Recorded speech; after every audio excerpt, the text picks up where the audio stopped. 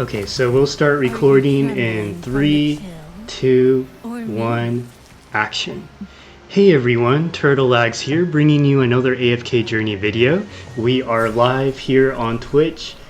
Twitch chat, you can say hi to YouTube, your mom, your future self, whoever you like.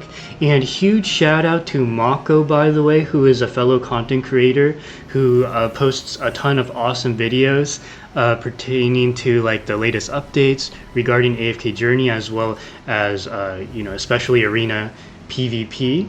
And I'm very excited, guys, because we actually did some playtesting with Cryonaia, and we quickly found, after a couple stumbles along the way, my most favorite standard arena team, which I will show you momentarily with lots of replays and also some live attacks. The structure of this video will be as follows. First, we'll talk about Cryonaia's kit. Second, I will briefly talk about her Dream Realm potential. Third, I'll briefly tell you guys the pros and cons of having Cryonaia on your account, what the opportunity cost would be for a free-to-play low spender and whale, and then finally we'll go over my refined standard arena team. If for whatever reason you decided to go waifu over meta or prioritize PvP and decided to build your Cryonaia, I'm going to show you what I believe to be one of the best teams for Cryonaia that maximizes her kit. So without further ado, let's begin. Yes, the question, Asu, Cryonaia, is she good? That is the question that we will answer right now. So, Cryonaia, if you guys don't know already, is the latest Hypogean hero to be released, and what makes her so special is that she is a crowd control mage whose bread and butter is really her ultimate. Her ultimate, Frostveil Domain, she summons the Domain of Eternal Winter, trapping up to 3 enemy heroes and their summons in the domain for 12 seconds, which is a long time, guys, cutting them off from the rest of the battlefield. So what will happen is she'll freeze the battlefield, she'll isolate 3 enemy heroes, and start hitting them with ice tornadoes, and everybody else is out of the picture. They're frozen under the ice. They don't move, they don't act. It's basically a 1v3 between Cryonaia and the 3 enemies that are being hit very hard by Cryonaia's ultimate. This skill prioritizes enemy heroes who have dealt the highest cumulative damage. Okay, and this is really good because Cryonaia is essentially isolating the 3 hardest hitting enemies, which will most likely be their DPSs, and sometimes it can also be their tanks, which is really nice. You're basically taking out the Bonnies, the Lily Mays, the Forestos, basically like the enemies that you typically want to KO first in order for you to secure the victory. When Cryonaia casts Frostveil Domain, she gains a Frost Shield that only lasts when Eternal Winter is active. That's when the field is frozen, absorbing up to 1,400% plus 250% damage. So it's a chonky shield. When the shield is active, Cryonaia is immune to control effects. Her haste is increased by 60, her attack increases by 60%, and she cannot be defeated. Eternal Winter will end early if all trapped enemies are defeated or if the Frost Shield is destroyed. So this is really nice, right? Because we mentioned before that the domain lasts up to 12 seconds, which is a really long time considering that one battle is 90 seconds long, right? That's like a ninth of the battle, an eighth of the battle. And most likely the enemies will be dead or very close to being dead by the time Eternal Winter is over, assuming that the enemies are about roughly equal power level to you. Although I do have to mention that Cryonaia, she does have the capability of hitting above her weight class, like say like a Paragon deficit, if you will, if you surround her with the right team. I know this because 2 of my co-leaders, or one of my co-leaders and one of my guildmates, they got Cryonaia Supreme Plus, and they were testing her out and were able to beat teams that were Paragon 2 I think one time even Paragon 3. So Cryonaia, she also, because she is a Hypogean, so Hypogean and Celestials, I don't know if you guys know this, but they do have an innate Paragon effect. Like even at Supreme Plus, they do have the Paragon buffs, stat buffs, like energy gain, damage reduction, energy on hit, etc., etc.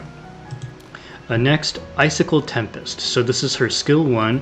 Cryonaia summons a powerful ice storm that sweeps across the battlefield for 6 seconds, dealing 40% damage every 0.5 seconds to enemies in the path, and 20% damage to enemies within 1 tile of the storm. After casting the Frostveiled Domain, so that's her ult, Cryonaia stops using this skill actively. Instead, she creates a full-size storm and 2 smaller ones. So the storms are the tornadoes that we will show later on in this video. At the center of the battlefield, which lasts for the duration of her Frost Shield. The smaller storms deal 20% damage every 0.5 seconds to the enemies caught in their path. Yeah, and obviously it increases in level the higher your resonance level. Okay, so her skill 2, Cryonaia creates and launches 5 ice shards at the enemy, with each shard dealing 140% damage to the enemy hit. With her Frost Shield active, the cooldown of this skill is reduced by 3 seconds. So it's pretty much your standard AoE attack. I'm actually not sure if it's AoE. It looks AoE. I think it is AoE. Yeah, 5 shards at the enemy, with each shard dealing. Yeah, and then when she has her ult up, this attack will be cast more frequently. Okay, so now the hero focus. She increases her attack by up to 12%. For every 2 seconds that the Frost Shield remains active, her attack increases by an additional 1.5%, stacking up to 6 times. So 6 times 1.5, that is an extra 3, 6, 9%. So she can have up to a 21% attack boost if I did the math right. Her EX weapon, she does 60% damage to enemies each time they are brought into the domain of Eternal Winter. Only Cryonaia can cast the ultimate while within the domain. So this is why I say that Cryonaia is a crowd control mage, because Cryonaia, when she casts her Frozen Winter, the enemies cannot move, and the 3 enemies that are isolated, right? It's basically Cryonaia versus those 3 enemies. They're only able to cast their basic attack and their skills. They cannot cast their ultimate. And then when you get her EX15, she does have the ability to stop time for cumulatively up to 30 seconds when she casts her ultimate. This has more relevance in Dream Realm, because Dream Realm is a time-based mode once you reach Endless mode, and you're basically trying to do as much damage as you can in within 90 seconds. Cryonaia, basically, if you have her EX15, she will frost over the timer when she casts her ultimate, essentially freezing it. She'll be the only one attacking the Dream Realm boss. Now, and this is why, as we'll talk about later, she does have some limitations for Dream Realm because of this, and so as such, she's not the ideal Dream Realm hero. You're mainly summoning for her for the waifu factor and for the PvP factor. And then finally, Enhanced Force.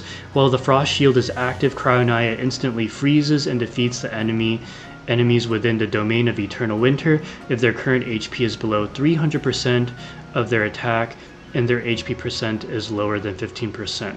So this is really cool, right? Because Cryonaia, she hits pretty hard with her Ice Storms when she casts her ultimate, but once the enemy gets below a certain HP, you'll notice that the HP bar of those 3 enemies that are isolated have kind of like an upside down triangle, indicating when they will be deleted once their HP crosses that checkpoint, if you will. Kind of like when you cast Odie's Poison Dart, how like it'll have an indicator indicating like once the HP dips below this point, they will be deleted from the map.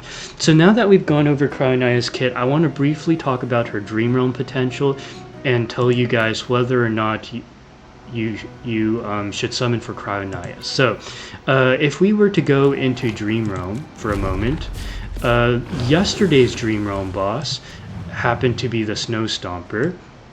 And the thing about the Snow Stomper is that the Best in Slot team ran a Cryonaia team, and this was the formation. The idea was essentially that Cryonaia does a ton of damage at the start of battle because, you know, when she casts her ultimate, she freezes time, so she gets a lot of free damage in. And even though she doesn't do true damage, she hits hard enough to where the damage is noticeable. As a matter of fact, if I was to back out for a brief moment, you'll notice like this damage right here, this was pretty much done within the first, I want to say 30 seconds or so of the match.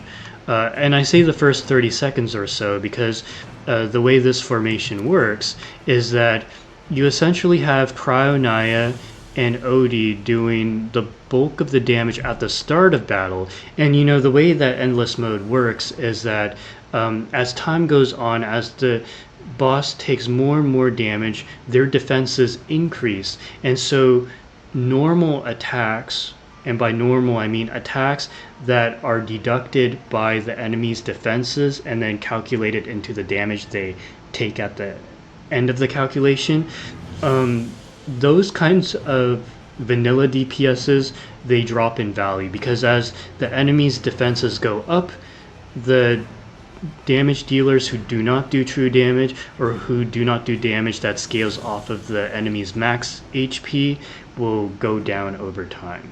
But in Harok's case, Harok is a unique case because Harok does have a very powerful magic charm effect that is unique for this season, that every 10 seconds of the battle he increases his attack by 6%, increases his magic and physical defense by 12%, and this stacks and persists until the end of battle.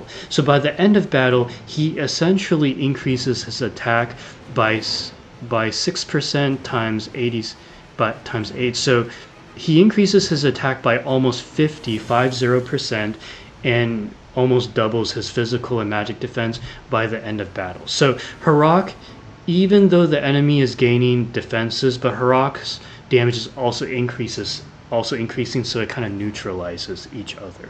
So, and what's cool about Harok is that he well, it's a downside as well, but in this case it's an upside, is that he will eat Cryonaia after she casts her second ultimate. Yes, so and that is the reason why this team works, because Cryonaia does a bunch of burst damage in the beginning, casts her ultimate twice, and I forgot to mention that one thing that Twitch chat and I observed is that after Cryonaia casts her first ultimate, she casts her second ultimate very quickly.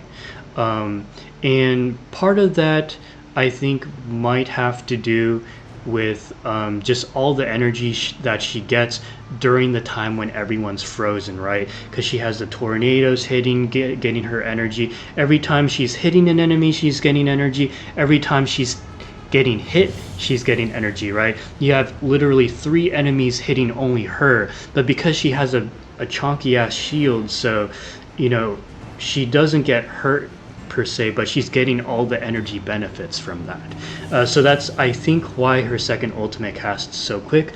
We will see that in a later replays and attacks when we do our PvPs. Yeah, and then the twins and Rainier. So one thing I do want to mention, and Twitch chat, you guys can chime in, mind you, is that once we get into mythic charms, which actually Palmu is talking about, yeah, she can also start with the charm chest. Yeah, 4+, which is ahead of most heroes. Still at 3 and 3+. Yes, true.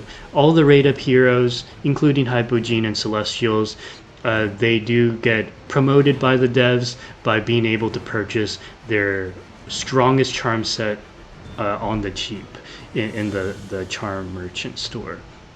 Anyway, so enough about Dream Realm. So, okay, with this in mind, that this is the best team, for yesterday's Snow Stomper, does that mean that Cryonaia is still a Dream Realm worthy hero? Well, one thing I should mention is that once you reach Endless Mode in Dream Realm, the viability of heroes is as follows. It's really cutthroat. The best in slot team for all 8 Dream Realm bosses, there's only one hero that accomplishes this, and that is the twins. And All-Star, thank you so much for the Prime. Greatly appreciate you.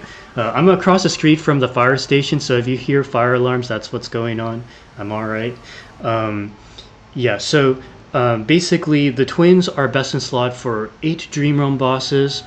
Harok, Pesto, Rainier are best in slot, and Mikola are best in slot for 6 out of 8 of the Dream Realm bosses.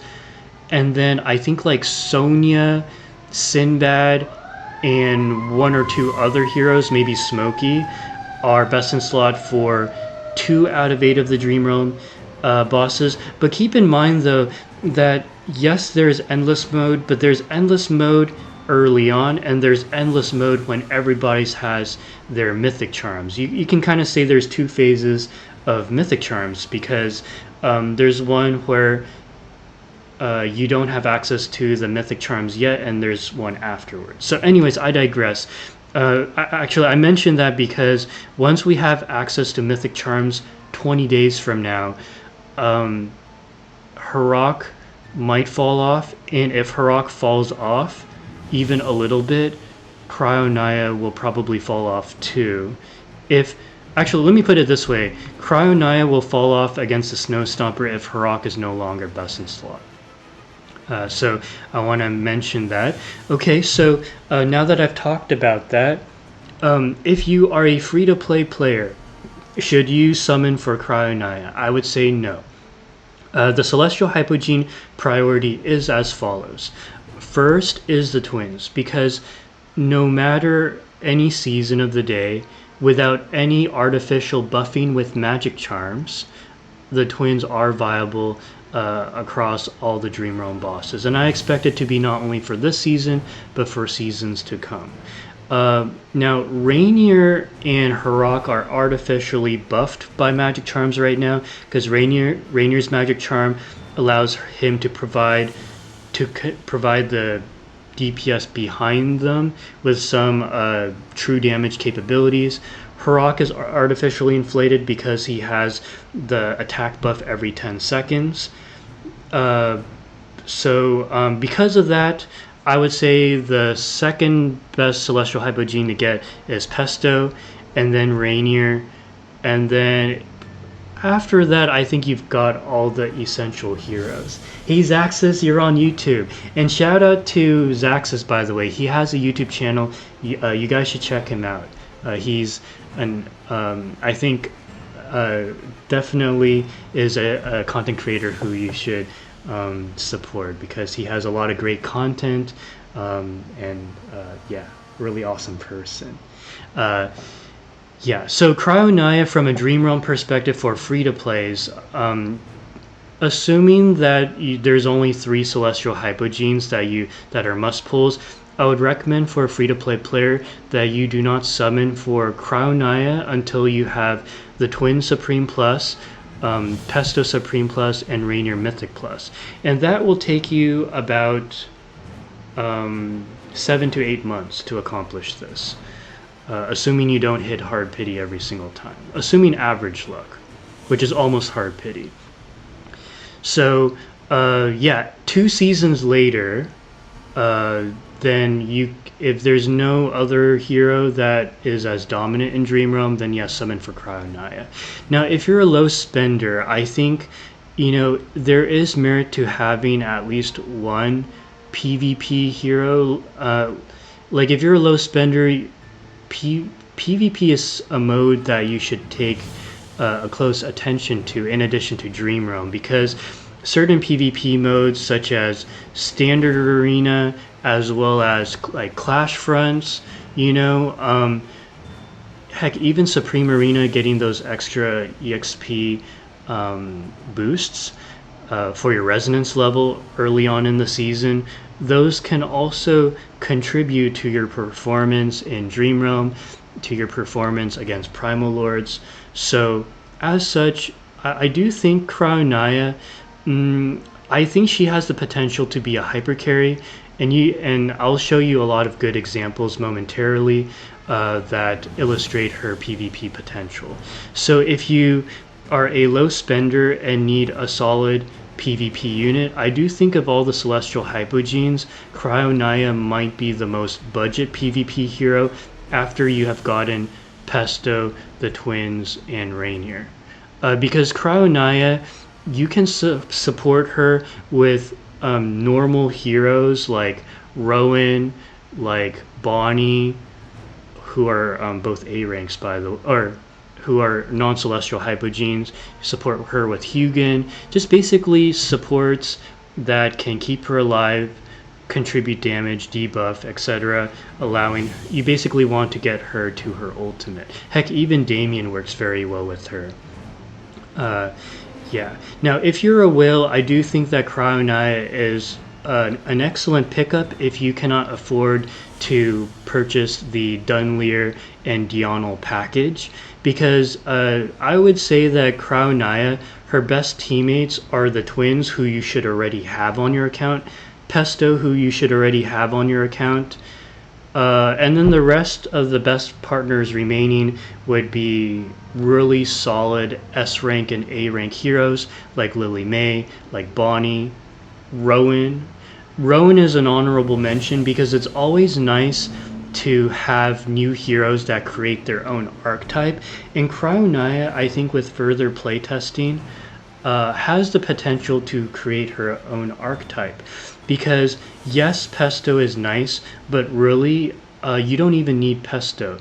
You can, as a matter of fact, as we do see a lot in Pioneer server, you can run Cryonaia with the Twins and like Harok, or like Dunleer, you know, heroes who don't really have a dedicated team per se, and who is looking for a solid partner. Rowan, who is hardly used nowadays either. I mean, Cryonaia has partners that do not take away from other teams you have set up for, say, like Supreme Arena. So Cryonaia, what I'm trying to say is that if you are a whale, if you're looking for a third PvP team besides the standard Olmus Aeron team, besides the standard like Tassie, Talene comp, or say like a Mauler comp, you know. As a matter of fact, even with the Mauler comp, Cryonaia could be the hyper carry you're looking for, because Mauler is one of the best factions for keeping your heroes alive, such as with Coco, with Shakir with his Lupine Aura, with Mikola with her Courage Sphere. So what I'm trying to say is Cryonaia is not a hero who you just look at, say like, oh, she's waifu, and then you skip her. Actually, Cryonaia has a lot of potential and a lot of value for your account if you value other game modes besides Dream Realm. One final thought before we get to PvP is that one of the main reasons you should play a game to begin with is to enjoy it. And Dream Realm isn't everything. And I almost want to say that most of you guys who are watching this video right now are playing this game not because you think Dream Realm is the funnest game mode in the universe, but because of the PvP elements of this game. PvP is the main reason we play this game. You know, I would say for a lot of us that's the case, including myself. Anyways, I digress. So now that we've gone over her summon ability, which is basically probably a skip for free-to-plays unless you got Twins and Pesto Supreme Plus, and then for low spenders is like consideration, and whales is also consideration. Now let's get to the fun part, which is PvP. And I'm just going to quickly close the blinds for 5 seconds and I'll be right back.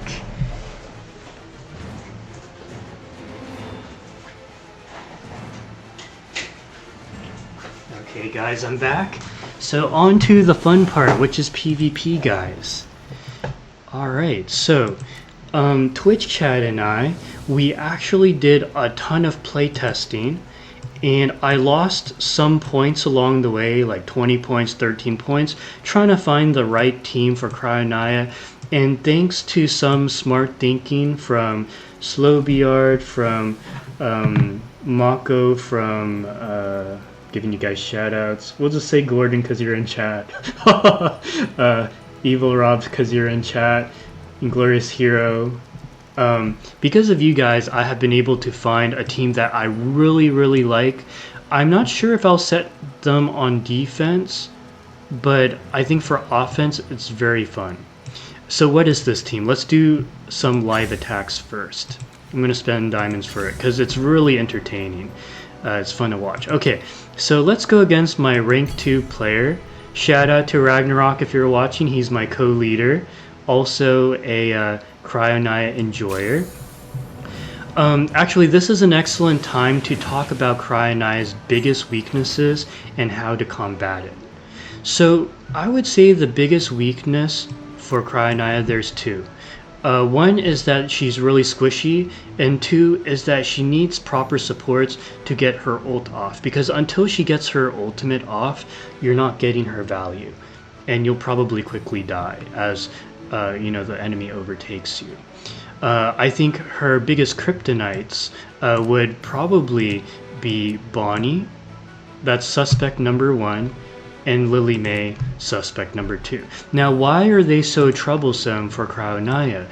Well, Cryonaia, the bread and butter of her kit is her ult, and to put that much effort into getting her ult up, and to only have it cancelled by Lily May's passive ability, it makes it so that the main reason why you're bringing Cryonaia into the battle essentially gets nullified. So that's one problem. Now, Bonnie is another problem, because whenever the enemy is running a Bonnie, positioning is something you have to pay attention to, because Bonnie, with her decay of aging magic, she reduces the haste and essentially aggroes onto the rearmost enemy. So if you, say, are running Cryonaia with an artifact that prioritizes her being in the rearmost to get the full benefit, right? Like, say, an enlightening spell. Unfortunately, the enlightening spell Cryonaia combination is something you have to throw out the window, because you cannot run Cryonaia in the rearmost, otherwise you're going to be in big trouble. Not just because of Bonnie, but also because of the nature of the most common arena PvP map, which is Arena 3. Given that Pesto is in a lot of the high-ranking lineups nowadays, you can typically expect to take on tanks from 2 different lanes, this lane and that lane. So having Cryonaia in the back does also expose her to being sniped by the other tank. So for this reason, as you notice, my formation is very specific. Basically, the way this team works is that you have the main Pesto in the front, you have Illusion Pesto in over here for 2 purposes. One is to bait Bonnie, but also to meet the other Fresto. Hey Legacy, you're on YouTube, welcome. And then you have main Pesto here, because main Pesto, he is able to provide energy. Let me look at the exact wording for you. He provides energy, 14% energy generation for the enemy, for the ally behind him. Energy recovery speed increases by 14%. And you know how Cryonaia wants energy, right? So you have main Pesto in front of Cryonaia. You have Cryonaia in the constellation between the twins. Thank you. Shout out to Twitch chat for pointing out that Lila, you want her over in this position. What was the logic again? It's because if you have Lila here, she is less likely to run to the front. I think you guys, one of these is melee and one of these is ranged, right? Something like that. Anyways, position Lila here so that the twins don't die so quick. I think it's something like that. Maybe if Puzzle watches this video, he can chime in. Yeah, so anyways, position the twins like this so that the twins don't get killed. And then you have Lily May to basically be a solid DPS, counter ultimates that can end your run. And then finally, the superstar, Rowan. Finally, Rowan, after 11 months, is PvP viable, guys. Basically, Rowan provides two important roles. One is that when Lily May counters Cryonaia, Rowan, because Cryonaia will get hit really hard by the Lily May, right? Especially one that is EX25 Paragon 3. Rowan will burst heal Cryonaia and provide her defenses, right, with her super potion. And so Cryonaia becomes a little bit tankier, gets filled back up to full health. It's really nice. And Rowan is able to give energy to his surrounding allies, and that will make Cryonaia ult very quick. So without further ado, and then run confining spell. So this is my most favorite offensive team for Cryonaia. I would say if this is accessible for free-to-plays, low spenders, and whales. Why? Because free-to-plays, if free-to-plays should prioritize Pesto, they should prioritize the twins for Dream Realm. You're already getting them for your account.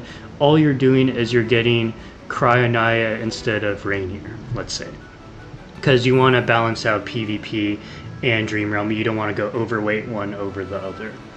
And then you surround them with the best S rank in the game, one of the best, Lily May. And then you're running with a Rowan who you should be building anyways.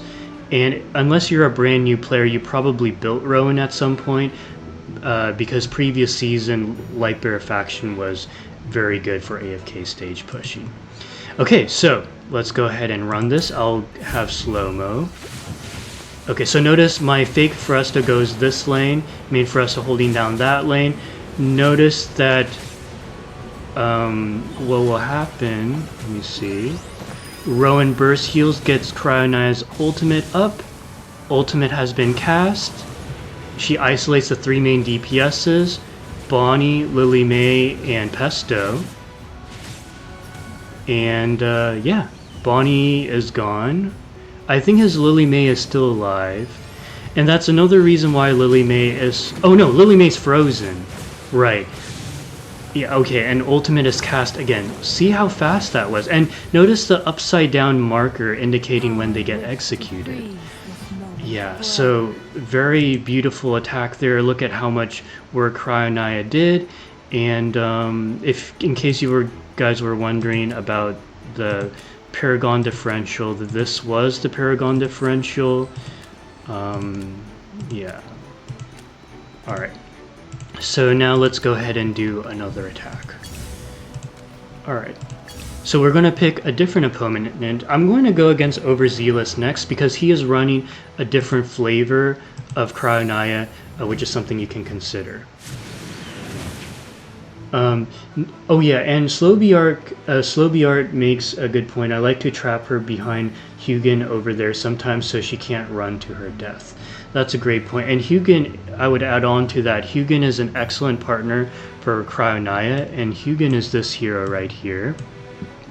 Because Hugin has the ability to provide some chunky shields and some defensive capabilities to keep Cryonaia from dying. Now, Overzealous, who is another co-leader of mine, he is running actually a Cryonaia team that I probably would run if my Bonnie was a little bit more built. My Bonnie is P1, his is P3.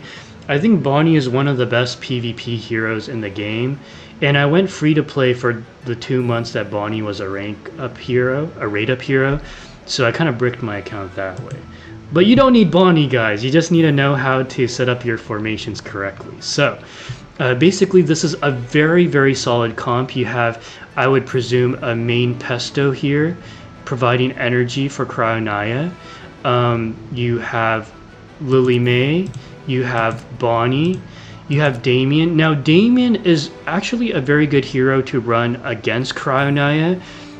If you have a Cryonaia versus Cryonaia battle, Damien is an excellent support to have on your side. Yay, Puzzle's here, you're on YouTube. Because when you have a Cryonaia versus Cryonaia war, the team that will win will generally be the team that has heroes that can come back from the dead. Although it's a little hard to say because Cryonaia, when she executes the heroes, they become frozen. Kind of like how in the previous replay, I thought Lily May, the enemy Lily May, was alive, but actually she was frozen into an ice statue. So I don't know if Damien will actually come back. Maybe Puzzle, you know something about that. But anyways, so these are two different flavors of Cryonaia. I think the version that Overzealous is running is actually even more accessible because the only Celestial Hypogene besides Cryonaia is Pesto, who you will already be building for Dream Realm, so a very accessible team. Alright, let's go ahead and run this and I'll kind of commentate.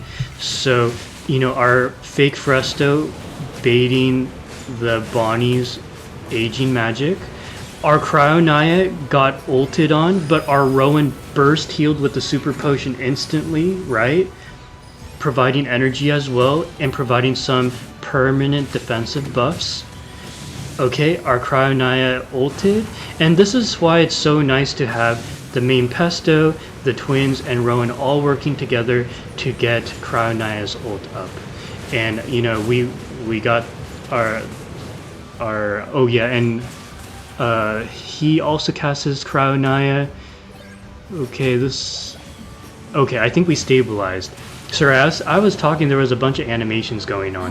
One thing you probably noticed from this battle, I'll actually do a replay to commentate on it a little bit better. Yeah, we got 2 ults off before the enemy Cryonaia, as Puzzle pointed out. So this is another reason why. Notice how quickly that potion dropped.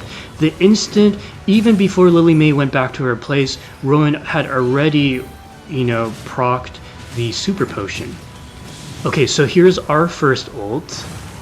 Okay, isolating Lily May, who's down. Oh, but this doesn't freeze the enemy Cryonaia. His Cryonaia acts. But thankfully, because we acted... Oh, and then here's our second one. Yeah, and we got stunned by Damien there. Okay, that was kind of odd, but we still won there. So that was another example. Here's kind of, once again, so just the Paragon differential here. I'm going against my guildmates, so it's a little bit more of an even match. P2s, P3s between the two of us. Alright, so let's go ahead and do one more match, and maybe we can go over some replays, or actually while we're still live, we can maybe construct a Supreme Arena team, go against the rank 1 player. I think that'll be more exciting, so we'll do Supreme Arena next. Okay, can we find Estus? Yes, okay. So here is one of my strongest guildmates. He's rank 3 in Supreme Arena. So he is not running Cryonaia, but he is running a one of the more recent meta-defining lineups, basically using a combination of Satrana, Talene, and Bonnie in order to shut down the enemy's haste as well as healing capabilities, along with some recursion with Talene's burst damage, along with Ludovic to provide very reliable heals. Aaron nukes that? Oh, okay. Yeah. So a very solid lineup. You know, every team does have their counters, but overall this is, I would say, pretty good. Alright, so we'll go ahead and run this. And I'm actually not really sure if Talene is considered a counter to Cryonaia. I guess we'll find out. Look at how quickly we got the ult up. time is frozen. We isolated the DPSs. Second ult already? What was that, like 3 seconds in? Yeah, and keep in mind, guys, she's isolating the 3 highest damage dealers. Basically, the enemies that you want to KO first, right? Because if you take down their damage dealers, then, you know, you don't have anything to worry about. So this was the Paragon difference, in case you guys were curious. Yes. She executes Talene. Oh, really? Okay, so Talene is definitely not a counter. Alright, so now that we've gone over the fun of Standard Arena, let's go into Supreme Arena. Alright, so this is... so we'll go against B-Main. Shout out to you. I know you watch my videos as well. So he is the strongest person in our district and probably one of the most active too. So he's running a D&D comp, a Cryonaia Pesto comp, and then a really solid Aaron comp. Okay, so what I'm gonna do, actually let me go ahead and do this. Oh, actually hold on, let me just so I don't have to rearrange so many things. Let me go ahead and just save the current defense. And then we'll modify from here. That way I don't have to move 15 heroes into position.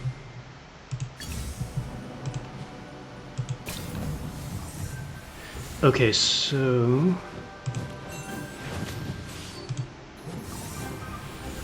So currently my teams are as follows. I have an Aaron team here, Aaron Bonnie team here, I have a D&D comp here, and then I have my my Tassie Talene team here. So the difference will be that I'm going to turn this team into the Cryonaia team. We'll get the twins in place. And we'll get Rowan in place as well. Potions for sale. Buy 4, get 1 free. Twins. Okay, my twins is kind of low on the Paragon side compared to him, but I think we'll be okay. Alright, so we have to be careful about rearmost, right? So what I'm thinking of doing, actually, we'll do something like this.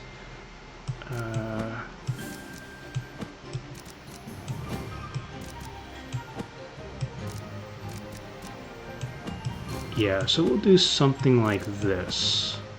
So the Illusion Pesto will be the bait for Bonnie. Lily May will counter Aaron. Yeah, I'm pretty happy with that. Okay, so who did I take out? I took out Talene and Tassie. So are there any changes I would make to this team? Probably not. And then this team...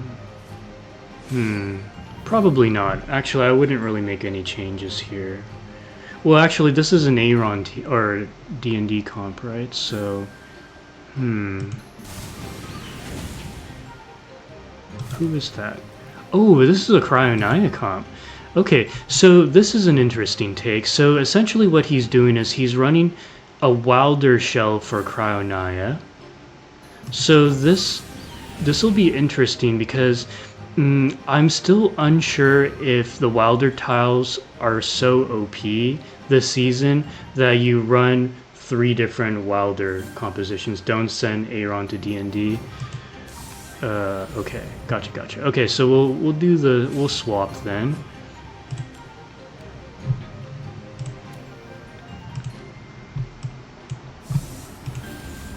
Okay, so let's do it this way.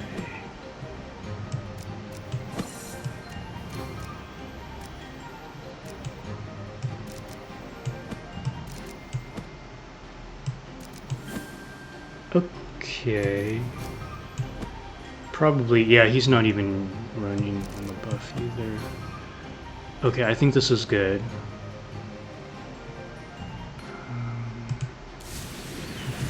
Okay, and then we'll just rearrange this. So we'll have Olmus. Okay. I wonder if I should have a... Oh, we can have Olmus be... Oh wait, no, there's no Bonnie here. Sorry. Okay, so we'll do something like this.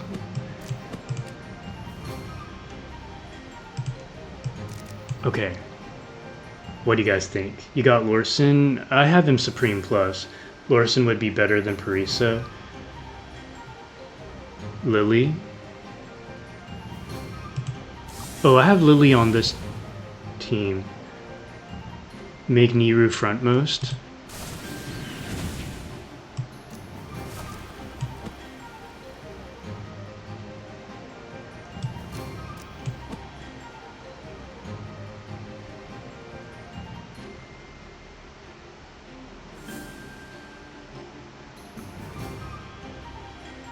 Niru needs to be in front of Aaron.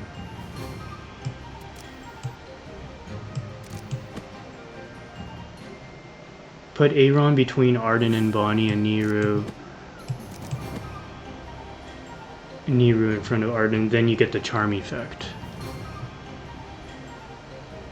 Perfect. Oh, okay. Okay, thank you guys.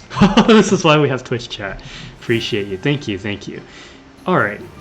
So, and by the way guys, for those of you who don't know why we're running Niru, Niru serves several purposes. One is that he is actually a very good bait against opposing Lily Mays, which is actually the case here. Oh yeah, that's right. And also, when it comes to baiting priority, if you are going against an opposing Lily May, the order of ultimates goes from front to back if you're the attacker. So Niru will ult first with his revival effect, which will get countered by Lily May, allowing Aaron to cast his Vortex. This is what both Inglorious Hero and Puzzle were trying to tell me. Thank you so much, guys. And then we are having Bonnie here, that way she is not well, we're not facing a Bonnie. Sorry, I keep thinking we're facing Bonnies. Okay, and then this team here. Now, I'm going with Parisa because I have her P2 and my Lorson's P0, but ideally Lorson would be better here. Yeah, we're trying to maintain the Wilder Shell. But it's fine, though. I really like this team, too. Niru, Aaron. Yes, exactly, Puzzle. Yes. Okay, so let's go ahead and run this. And I like her Harmonic spell a lot. Yeah, provides a bunch of different buffs over the course of the battle. Okay, here we go.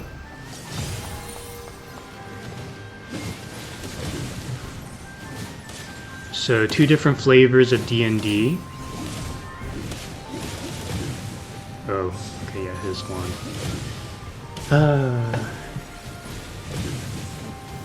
Alright. So in his case he was running Ludovic, which is very smart because it provides additional survivability for Dion. In his case, I don't think he cared too much about maintaining the Wilder effect. Yep, so our Niru baited the Lily May, so we got our ult off. And what I may end up doing is just... Oh god. Oh, Olmus was one of our high damage dealers. Interesting.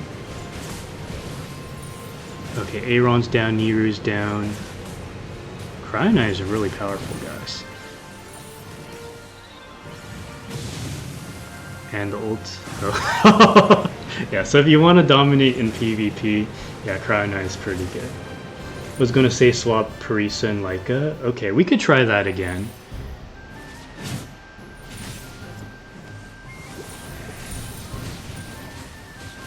Wow.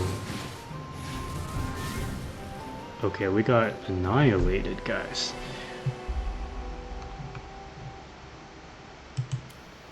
Alright. Lorson's your next focus? Yeah. Okay, so let's try that again. So swapping... Let's see your team 3, we can improve that? Okay.